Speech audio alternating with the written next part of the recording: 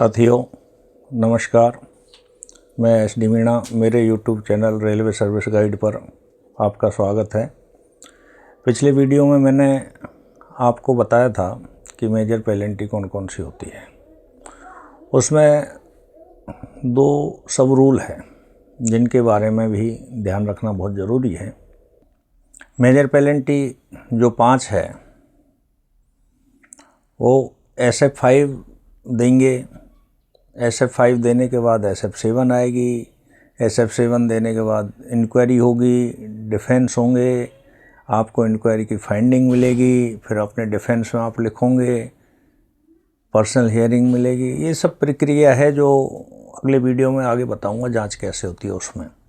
लेकिन ये सब होने के बाद अगर आरोप सिद्ध होता है तो आपको मेजर पेनल्टी दी जाएगी। आरोप सिद्ध नहीं होता तो चार्जशीट ड्रॉप भी कर दी जाएगी। लेकिन दो सब रूल ऐसे हैं जिनमें लिखा हुआ है कि यदि किसी कर्मचारी की गलती से मतलब नियमों की अवहेलना कर दी या किसी अधिकारी का आदेश नहीं माना, उसके कारण ट्रेन एक्सीडेंट हो जाता है या अवर्टेड कोलिजन होता है, मतलब दुर्घटना होने की संभावना होती है, उस केस में जिम्मेदार कर्मचारी को जिसने आदेश की अवहेलना किया या नियमों का पालन नहीं किया उसको रिमूवल फ्रॉम सर्विस या डिसमिसल फ्रॉम रेलवे सर्विस करना अनिवार्य है।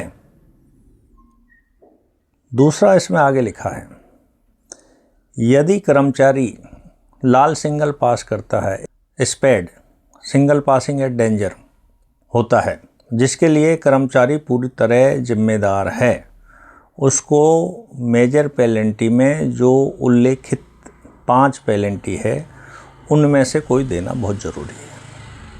अब यदि कोई सक्षम अधिकारी ने ये सब रूल में लिखे हुआ दंड नहीं दिया, मतलब पहले कर्मचारियों का अवहेलना से ट्रेन एक्सीडेंट हो गया या अवर्टेड कोलिजन हुआ या स्पेड की घटना हो गई जिसके लिए कर्मचारी पूर्णतः जिम्मेदार है, तो उसको मेजर पेनल्टी नहीं दिया, तो कारण बताना पड़ेगा कि किस कारण से ये पनिशमेंट नहीं दिया गया है।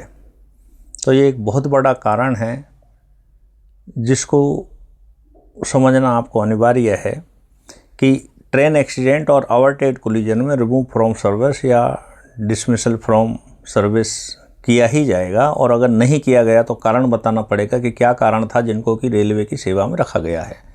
या स्पेड की जो घटना हुई है, स्पेड की घटना में कर्मचारी पूर्णतः अपना जिम्मेदार है, फिर भी उसको मेजर पेनल्टी के जो 5 दंड है वो नहीं दिए गए हैं, 5 में से कोई एक दंड नहीं दिया गया है, तो उसका भी कारण बताना पड़ेगा कि इस कारण से इसको ये दंड नहीं दिया गया है। दूसरा सब रूल, यदि कोई कर्मचारी या अधिकारी अपने पद का दुरुपयोग करते हुए किसी कर्मचारी को फ़ायदा पहुंचाता है, उसके बदले में फ़ायदा लेता है, आप समझ रहे हैं, करप्शन का केस है। अगर करप्शन के केस में कोई पकड़ा जाता है, उस केस में रिमूव फ्रॉम सर्विस और डिसमिसल फ्रॉम सर्विस दोनों में से कोई एक दंड देना अनिवार्य है। यदि डिसिप्लिन अथॉरिटी दोनों में से कोई एक दंड नहीं दे के कोई अन्य दंड देना चाहता है, तो फिर उसको ये कारण लिखना पड़ेगा कि किस कारण से ये दंड नहीं दिए गए और जबकि उससे कम दंड दिया गया है। तो SF5 के जो 2 सब रूल है ये बहुत ख़तरनाक है, इस बात का ध्यान रखें। आपको ये 2 सब रूल के अलावा SF5 में तो बचाव का पूरा मौका मिलता है। अगर ये साबित होता है कि आपके विरुद्ध लगाए गए आरोप गलत है तो SF5 ड्रॉप भी हो सकती है। तो ये 2 सब रूल में अगर कोई आदमी फंस जाता है तो उसको पनिशमेंट अनिवार्य है, ज़रूर मिलेगा। इसके बाद स्पेड में जो एक्सीडेंट मैनुअल में थोड़े करेक्शन आ गए हैं, तो आगे जाके जब स्पेड की बात करेंगे, SF5 की बात करेंगे, उसको बताएंगे कि उसको किस ढंग से डील किया जाता है। तो आप लोग मेरे चैनल को देख रहे हैं उसके लिए आपको बहुत बहुत धन्यवाद। कृपया चैनल को देखते रहें, अपनी सलाह देते रहें, सब्सक्राइब करते रहें, लाइक करते रहें। धन्यवाद।